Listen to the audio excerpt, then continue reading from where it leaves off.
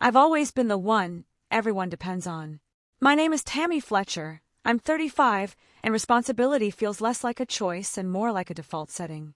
I work at a hospital supply company, coordinating projects, making sure chaos never shows its face. If anything goes wrong, it's invisible, but only because I caught it first.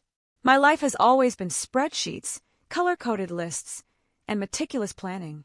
And every December, without fail, my planning reaches a fever pitch Christmas. This year, though, I told myself it would be different. I'd splurge. I'd go all out. $1,800. Every cent carefully budgeted and documented across 3 spreadsheets, one for each of my sister's kids. Ella, Liam, and Piper. Jenna, my 32-year-old sister, always called herself between opportunities, which was her polite way of saying she never held a steady job long enough to pay her bills on time. Her husband Kyle was a contractor, forever about to get a big project, a story that had been repeating itself for 7 years. Their kids were little whirlwinds, sticky and loud, trained by years of indulgence to expect Aunt Tammy to supply the good stuff. Max, my 8-year-old, is quiet and curious. He sleeps with a flashlight under his pillow and has a tendency to ask questions that sneak right into your chest and settle there. Last year, he looked at the pile of gifts for his cousins and asked softly, "Mom, why do they always get more?" I swore that this year, everything would be fair. I'd make it equal. I'd plan it so carefully, so perfectly, that there would be no confusion, no favoritism, no silent comparisons. My spreadsheets were works of art, columns for price, shipping, coupon codes, and backup gifts in case something arrived late. Even as I shopped, I tried to tell myself it wasn't about competition. It was about love, expressed in ribbons and batteries and shiny boxes with my handwriting on each tag. But deep down, I knew better. This wasn't just generosity. It was my last attempt to belong, to prove my worth in a family that only noticed when I gave more than I could. Christmas Eve arrived with that sharp, crisp cold that makes your lungs ache a little with every breath. The frost had stitched every shrub and mailbox in my parents' yard, the same yard where holiday rituals had replayed themselves for decades. The ceramic village on the piano glowed softly, the plastic snow frozen in its eternal imitation of winter. Mom fussed over the ham as if it were a sculpture. Dad hummed a classic rock, beer in hand, pretending the world made sense. Predictable, comforting, like muscle memory. Jenna arrived late, trailing the sharp scent of vanilla and laughter that was too loud to be genuine. "Traffic was insane," she said like it was a joke. Mom's eyes widened at the mountain of boxes I carried inside. "Tammy, you brought, oh, too much." I shrugged automatically. It was the familiar dance. Jenna's eyes swept over the pile of carefully wrapped presents, her mouth curling into a half smile, half calculation I'd learned to dread. "Wow," she whispered. "They're going to lose it." We went through the motions. Hot chocolate in mismatched mugs, Dad's yearly debate about whether Die Hard counts as a Christmas movie, Mom insisting I take more ham. Max, exhausted from the drive and the excitement, fell asleep on the couch holding a candy cane like a miniature flag.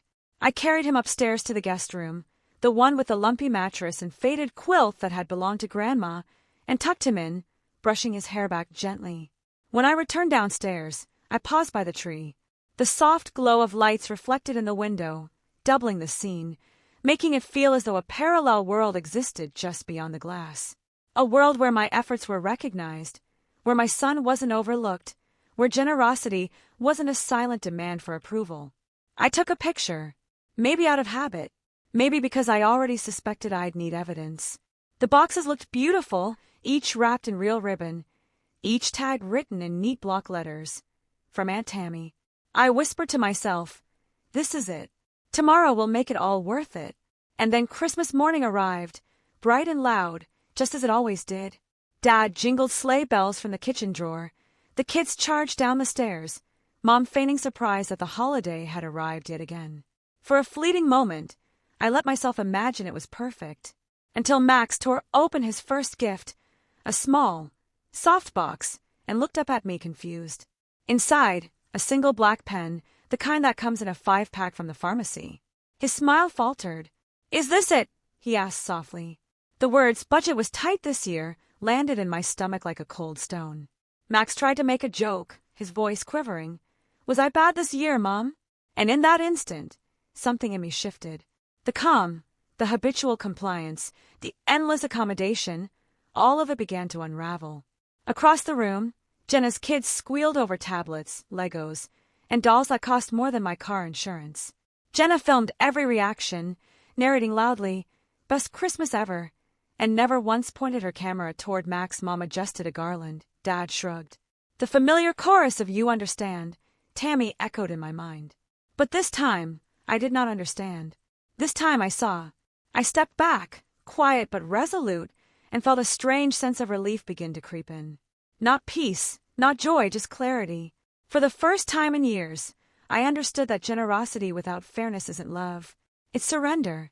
The room smelled of sugar, pine, and the faint aroma of burnt toast from the morning's rush. Max sat on the edge of the couch, his small fingers idly spinning the black pen, the same one I'd given him as his first gift. I couldn't look away. The pen was more than a pen. It was a visible proof of how invisible my efforts had made him feel.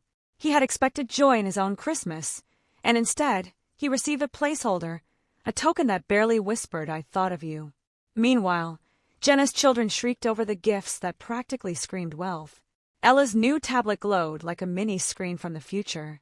Liam flung open a Lego set, scattering pieces across the living room floor. Piper clutched a dollhouse that cost more than my rent for a month, her wide eyes sparkling, as if the world had finally corrected itself in her favor. Jenna narrated every squeal into her phone. "Look at them. Isn't this amazing?" As if she herself had orchestrated the miracles. Not once did the camera pan to Max. Not once did her lens acknowledge him. Mom hovered near the table, fluffing napkins, offering more ham, reminding me with that practiced soft voice that Christmas wasn't about counting gifts.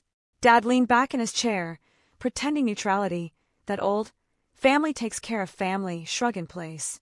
But I saw through it. Their quiet complicity was the kind that punished rather than comforted. Something inside me zipped open, the zipper I tried to keep closed for years. I felt the familiar tug of anger, yes, but more than that, a profound clarity. Every past Christmas flashed before my eyes. The time I had covered swim lessons for Jenna's kids, the unexpected daycare fee hikes, the minivan repair, the rent deposits. Every emergency had fallen to me. And every single time, the pattern repeated. My generosity became their expectation, my sacrifices invisible, my son's needs quietly sidelined. I remember the first Christmas I'd truly crossed the threshold. 7 years ago, Jenna had called me in a panic from a strip mall parking lot. "I don't know how we're going to afford Christmas this year," she sobbed. "The kids, they'll wake up to nothing." Without a second thought, I had said, "I'll handle it this year, Jenna." That line had cemented the cycle. A curse disguised as generosity. From that moment, every holiday, every birthday, every little emergency became my responsibility.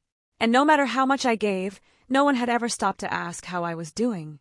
I glanced at Max, still clutching the pen, quiet, trying to make sense of a morning that should have been filled with wonder. He wasn't complaining. He didn't sulk. He just looked at me, eyes wide and trusting, as if my silence could explain everything. And in that moment, I realized what I had been doing wrong all along. I wasn't teaching generosity. I was teaching him to accept unfairness as normal. I stepped into the kitchen, my heart heavy but steady. I started to gather the gifts I'd brought, the $1,800 spread across ribbons and boxes, each one meticulously labeled in my handwriting. From Aunt Tammy. One by one, I lifted the packages, feeling their weight not just in my arms, but in my chest. Each box was a stitch in the fabric of my submission, and now, each one was a chance to reclaim a little piece of myself. Jenna noticed immediately. "What are you doing?" she asked, a trace of alarm threading her usual smirk. I met her gaze evenly. "Tidying," I said, my voice calm, deliberate. She frowned. "This isn't funny." I shook my head. "I'm not joking." Max wandered in behind me, curiosity shining in his small face. "Mom, why are you taking them?" I crouched to his level. "We're just making sure these gifts go where they belong, honey. Some of them we'll keep for us, and some we'll share with kids who really need them." His eyes lit up. "Like shelter kids." I nodded. "Exactly. Like shelter kids." He smiled faintly, proud, helpful. And just like that, the first flicker of joy in the morning returned, not because of what he received, but because he understood intention. I paused for a moment and thought about every single year I had ignored my own feelings to cater to theirs. The financial strain, the exhaustion, the quiet erasure of my existence, all justified under the banner of family. I realized that day, standing among ribbons and wrapping paper, that generosity without respect isn't love. It's surrender. And I had surrendered for far too long. I gathered the final box, Piper's dollhouse, the one that had elicited squeals of delight yesterday. I held it carefully, not as a weapon, but as a declaration. My hands were steady, my pulse calm. I was done pretending. I had done enough. This wasn't about anger. It wasn't about drama. It was about reclaiming dignity, both mine and Max's. Jenna's eyes narrowed. "You can't do this," she said sharply. "It's Christmas. The kids." I cut her off softly, firmly. "The kids aren't the problem, Jenna. The problem is that I've been invisible while everyone else takes credit for my efforts." She flinched at the words, unprepared for the quiet force behind them. Mom stepped closer, her voice attempting its familiar diplomacy. "Honey, this isn't necessary. Let's just enjoy the weekend." But this time, I heard the manipulation for what it was. No longer would I swallow my resentment so she could maintain the illusion of harmony. My gaze drifted to Max again. He had been quiet, steady, and trusting. And in that trust, I found the courage to finally see the truth. Silence had allowed them to erase both of us for years. I took a deep breath, each exhale carrying years of unspoken frustration, and decided, then and there, that nothing, no tradition, no guilt, no family expectation, was worth sacrificing my son's worth or my own peace. I carried the first box back to the car, feeling its weight like a statement rather than a burden. Each step was deliberate, each thud of cardboard against the trunk a punctuation to years of silent compliance. Max followed quietly, his small hand brushing against mine for reassurance. "We're doing the right thing, right, Mom?" he asked softly. I smiled, pressing his hand for a moment. "Yes, honey. The right thing always feels like this." Back inside, Jenna's face had shifted from surprise to indignation. "Tammy, stop. You can't just take them," she snapped, but her voice lacked the confidence it usually carried. She had expected compliance, a familiar nod, and instead got assertion. "I can," I said calmly, lifting another box. "And I will." Mom hovered, her fingers twisting a napkin, eyes darting between us. "Tammy, please think about the children." But I saw the real message. Think about your reputation. Think about how it looks when you refuse. Dad didn't intervene, just leaned back in his chair, the old neutral shrug still in place, as if he could wash his hands of accountability. But I didn't need him to understand. I just needed to be visible for Max, for the first time in years. Max stood beside me as I sorted the boxes in the car. Each label read from Aunt Tammy, a small signature that had carried more weight than anyone had ever realized. He helped me check each one, reading names carefully, placing boxes with quiet focus. "This one's Ella," he said, handing it over. "And Liam." Each time, his small voice reinforced what I was already beginning to understand. He deserved to see fairness enacted, not just explained. Inside, Jenna tried to assert control, waving her phone like a shield. "I'm recording this," she said, as if documentation could reverse reality. "Everyone's going to see that you're ruining Christmas." I met her gaze steadily. "Maybe it's time they saw the truth," I said. The words felt heavier than the boxes, carrying years of erased effort, forgotten birthdays, and silent sacrifices. I caught a glimpse of Max as he peeked around the trunk. His face, half serious, half proud, made me realize how long I had allowed his needs to be secondary to family appearances. "Mom, can we still have our Christmas?" he asked. His question wasn't bitter.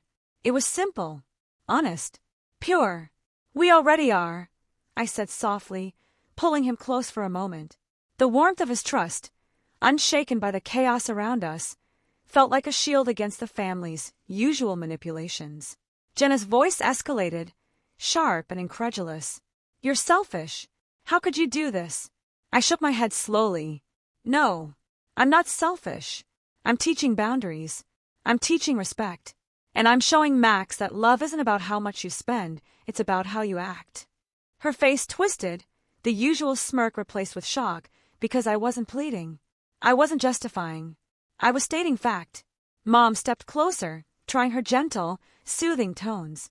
Sweetheart, don't make this dramatic. Let's just put the gifts back. Family matters more than pride. But I saw the manipulation clearly this time. For years, family matters more than pride had meant Tammy matters less than your image. I didn't flinch. Family matters, I said evenly, but not at the cost of dignity. Not at the cost of my son feeling invisible. Max helped me lift the last box, Piper's dollhouse, the one that had elicited shrieks of delight. I read the tag aloud, deliberately, from Aunt Tammy. Piper's eyes flicked between me and the package. Jenna's face tightened.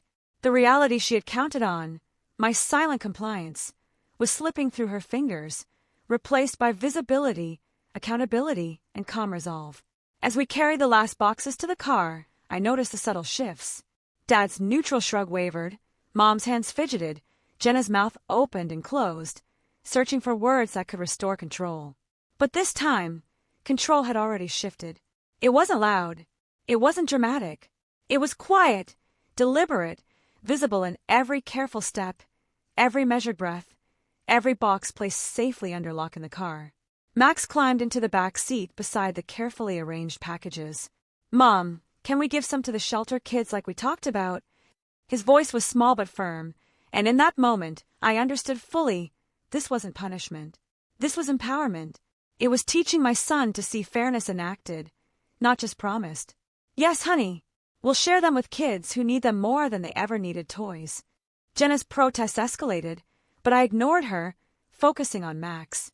He didn't ask for apologies, didn't ask for explanations. He simply helped, steady and attentive. And in his focus, I felt the weight of years of unseen labor lift a little. Each gift we retrieved wasn't just a box. It was a reclaiming of agency, of narrative, of the right to assert that our lives weren't just props in someone else's story. By the time the last package was secured, the room was silent except for the hum of the refrigerator and the occasional squeak of Max shifting in his seat. I leaned against the car door, looking back at the house. The chaos, the shouting, the guilt-tripping, it was all happening inside. But I had stepped out. I had drawn a line. And for the first time in years, I felt free. Max turned to me, his small face bright, eyes wide. Mom, do you think they'll be mad? He asked. Maybe, I admitted calmly. But sometimes, people get mad when they realize they can't use you anymore. That's their choice. He nodded, thoughtful. Can we still have our Christmas? His trust was unquestioning. We already are, I said, a quiet smile tugging at my lips. And as I started the car, the heater blasting warmth into the cold morning, I realized the truth. The only gift that mattered this year wasn't the $1,800 worth of toys. It was teaching my son, and myself, that love without respect isn't love at all. The driveway was quiet, the cold biting at my cheeks as I closed the car door behind the last box. Max buckled himself into the back seat, his little fingers fumbling with the seatbelt. He didn't complain, didn't ask questions, just trusted the plan we'd silently agreed upon. The snow crunched under my boots as I took a deep breath. This wasn't just about gifts anymore. It was about reclaiming control over a story that had been written without my consent for years. Jenna stormed out onto the porch, phone in hand, her voice sharp and accusatory. Tammy, you can't just take them. The kids are going to be devastated. I didn't answer immediately. I simply met her gaze, calm, unflinching. I'm not taking Christmas away, I said slowly, deliberately. I'm taking back fairness. Her lips parted, searching for a retort. Mom's voice floated from behind her, soft and practiced. Honey, you don't need to escalate this. Let's just bring the gifts back. But the words rang hollow. 4 years, hollow, had been the soundtrack of my generosity, expected, taken for granted, and then swept under the rug of family unity. Not this year. Not anymore. Dad appeared at the edge of the porch, arms crossed, face red. Tammy, if you walk out that door, don't come back. I looked him straight in the eye. Then say it again, I replied, steady. He faltered. I could see it in the twitch of his jaw, the hesitation in his stance. He couldn't speak it a second time because this time, he knew I meant it. Max peeked over the edge of the back seat. Mom, are they mad? His voice was curious, innocent, untouched by the guilt trips that had long haunted me. I smiled softly. "A little," I said truthfully. "But that's okay. We're having our own Christmas." He blinked, processing, then smiled, the kind of bright, unburdened smile I hadn't seen in years. "We sure are," he said, and in that moment, my heart unclenched. I closed the trunk, the final box secured inside, each thud a punctuation mark on the years of silent sacrifice. I could hear Jenna muttering, her words lost in the winter air, her frustration palpable. Mom and Dad stood frozen, the familiar choreography of control unraveling before their eyes. And as I slid into the driver's seat, Max leaning forward slightly, I felt a strange, exhilarating lightness. I had drawn a line. For once, it wasn't blurred or negotiable. The drive home was quiet, the kind of calm that follows a storm. Max traced circles on the seat with his finger, occasionally glancing at the boxes in the back. "Mom, can we still give some to the shelter kids?" he asked softly. I nodded, my smile warm. "Yes, honey. That's exactly what we're going to do." His eyes lit up with purpose. Even amidst chaos, he could see meaning. And it hit me. This was the gift I had been missing all these years. The one that mattered. When we reached our apartment, the quiet warmth hit us instantly. The glow of our small Christmas tree reflected softly against the windows. Max jumped out, rushing to help carry the boxes inside. He didn't ask questions, didn't judge. He simply assisted, his small hands steady, focused, proud. And in that simple act, I felt a rush of clarity. The holiday had not been ruined. It had been reclaimed. We began to unwrap a few boxes together, deciding which would stay, which would be donated, which would go to the school's charity drive. Max's joy wasn't in receiving but in choosing, in acting with purpose. The small apartment filled with the warmth of intention rather than the weight of obligation. I watched him place a Lego set gently beside a stack of books destined for a local shelter, his tiny hands reverent. The phone buzzed relentlessly, the family group chat alive with chaos. Messages poured in, Mom demanding gifts back, Jenna accusing me of ruining Christmas, Dad threatening absence next year. But I didn't respond. Not yet. Max leaned against me, holding a piece of wrapping paper he had drawn on, and whispered, "Mom, we're okay, right?" I held him close. "We already are," I murmured. In that moment, no phone, no text, no accusation mattered. Only the quiet certainty that I had finally acted with integrity. Later, after Max had gone to bed, I sat by the window with a cup of cocoa, the heat from the mug seeping into my hands. Snow fell gently outside, coating the street in a soft, silent blanket.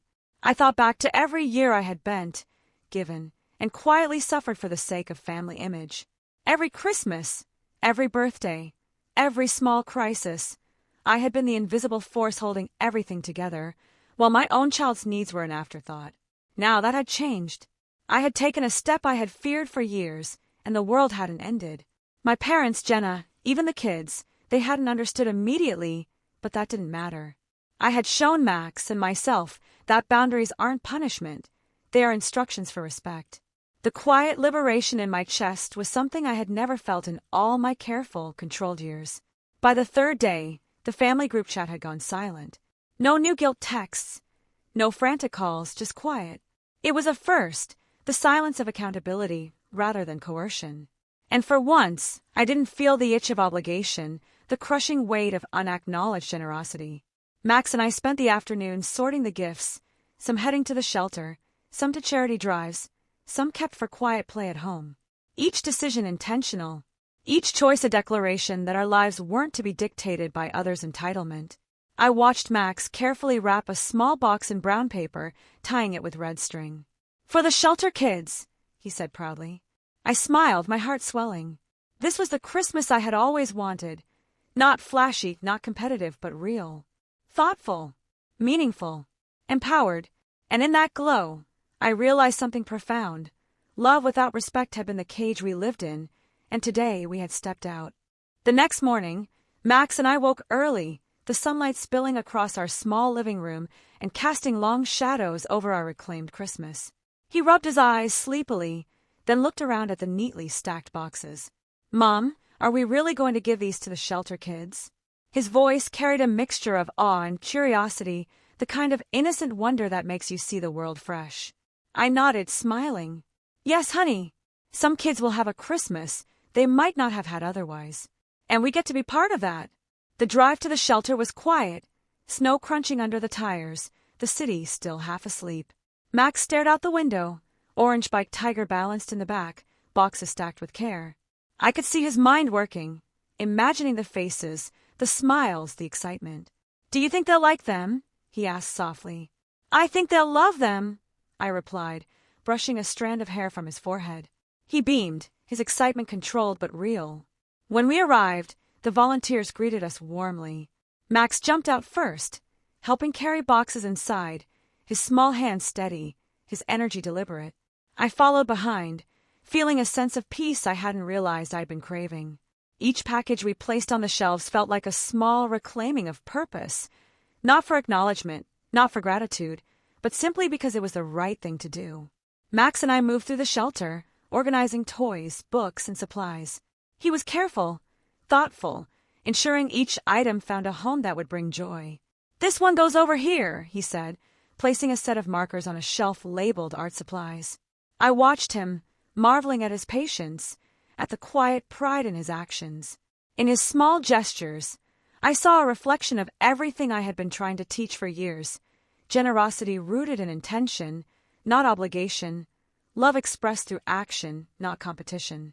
As we worked, I found myself reflecting on the stark contrast between this moment and the chaos of my parents' house.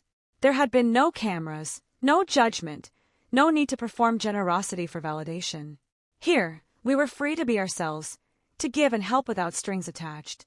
Max's laughter echoed softly through the halls, unburdened and bright. And I realized that for the first time, our holiday wasn't about approval, it was about meaning. When we finished, Max insisted on wrapping a few more small packages for the youngest children. He worked diligently, carefully folding the paper and tying string, humming a little tune as he went. I sat beside him, sipping a cup of coffee I had brewed before we left, the warmth spreading through my hands.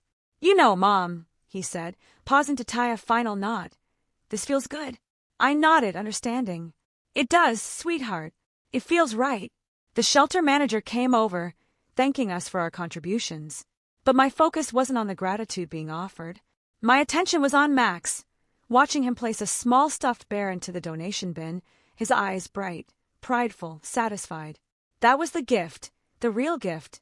Not the expensive toys at my parents' house, not the public acknowledgement, but the quiet empowerment of knowing we could make a difference without expectation. When we left the shelter, the streets were still quiet, the soft glow of streetlights reflecting on the snow.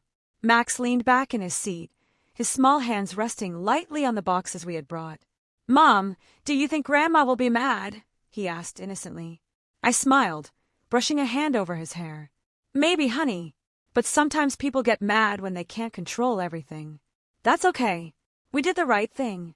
He nodded thoughtfully, his expression a mixture of understanding and pride. I like our Christmas better, he said.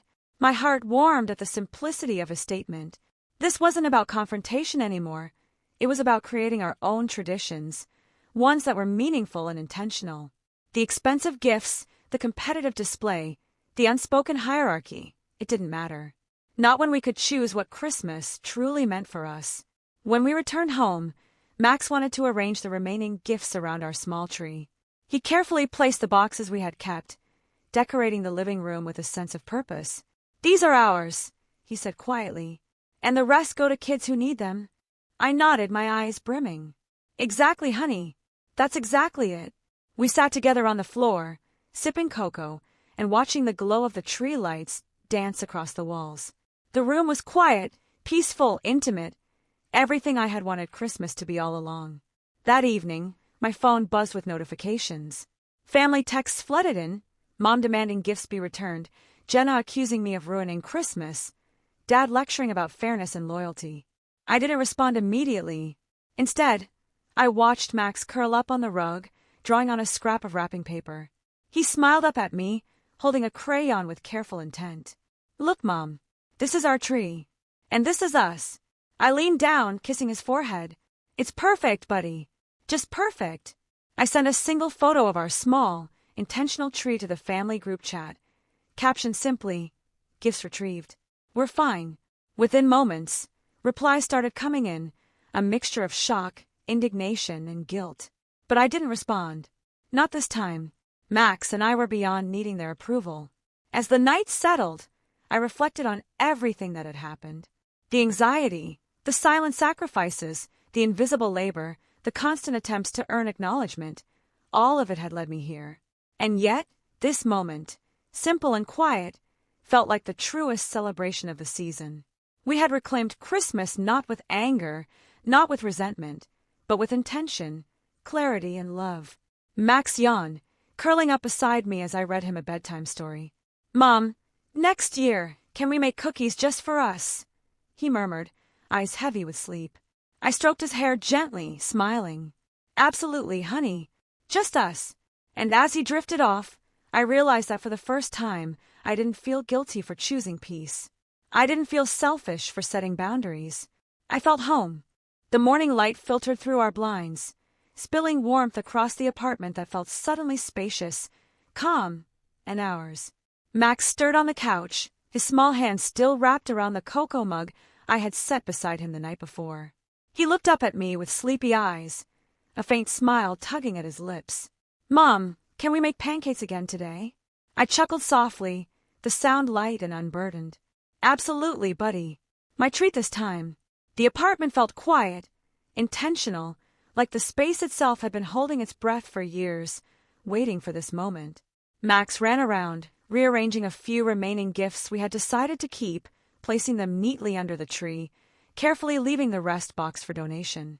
He worked with deliberate care, proud and satisfied, not because he had been told to, but because he wanted to.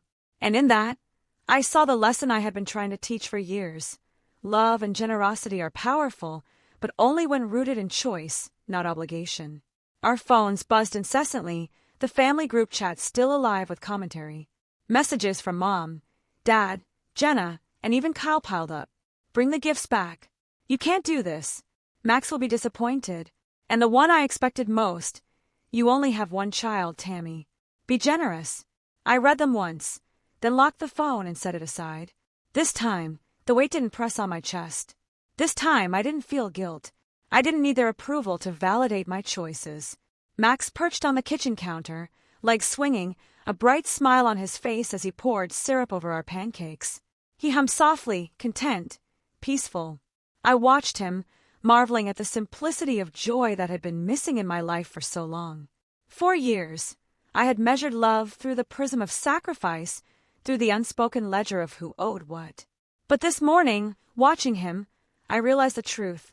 Love without respect is hollow, and respect without love is meaningless. Later that day, as Max played with the small stack of gifts we had chosen to keep, I took a moment to glance at my phone. There it was again, the string of angry, incredulous messages from my family. I didn't reply, not a single word. Instead, I breathed deeply, the silence around me a balm I hadn't realized I'd been craving. Max called me over, showing me a drawing he had made on a scrap of wrapping paper. A small Christmas tree, 2 stick figures holding hands, and a bright orange bike beneath it. "Our real Christmas," he whispered, eyes shining. I knelt beside him, brushing a strand of hair from his forehead. "It's perfect, honey. Just perfect," I said, my voice steady, soft. And in that moment, I understood fully that the battle I had fought was not against gifts or tradition. It was against the unspoken expectations that had shaped my life for decades. The moments of quiet rebellion, the small acts of reclaiming agency, had taught me something invaluable, that my worth was never measured by how much I gave, but by the respect I demanded for myself and my son. In the afternoon, there was a soft knock at the door.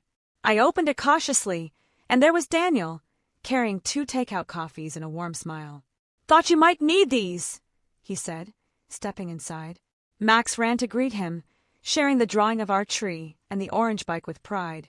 Daniel crouched beside him, studying it carefully. "Tiger's part of the family, too," he said with a grin. Max nodded eagerly, satisfied. I smiled, feeling a rare weight lift from my shoulders. Daniel had always understood me, not as the fixer, the giver, or the invisible one, but as Tammy, the person beneath all the expectations. "How are you feeling?" he asked gently, handing me the coffee.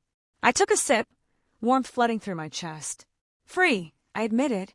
Finally, free from the cycle I didn't even know I was trapped in.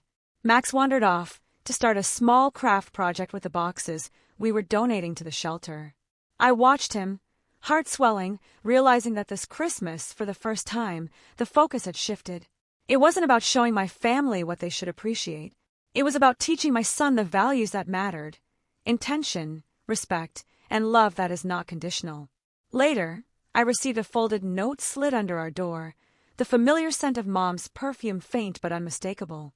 Inside, in careful handwriting, "Tammy, we didn't handle things right. I know you were hurt. Please don't shut us out forever. Love, Mom." I read it 3 times, but I didn't cry. I didn't rush to respond. I placed it aside, acknowledging it without surrendering.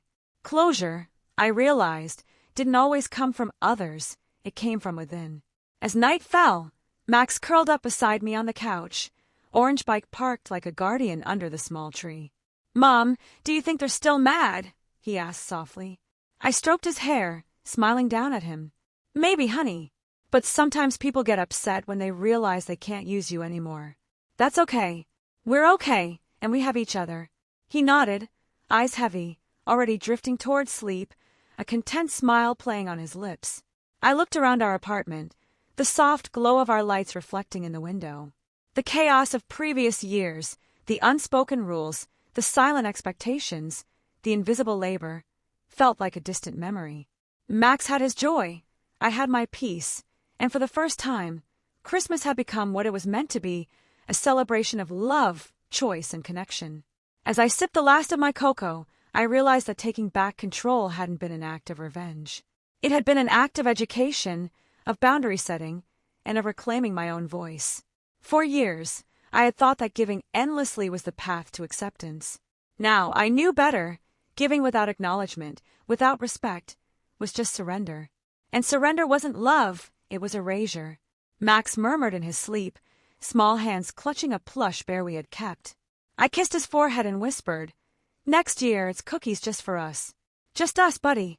The simple promise carried weight, hope, and freedom. And as I watched him drift fully into dreams, I realized something profound. For the first time in years, I wasn't just surviving Christmas. I was finally living it on my terms. Boundaries aren't punishment. They're instructions for respect. And this Christmas, I had finally taught my son, and myself, exactly what that meant.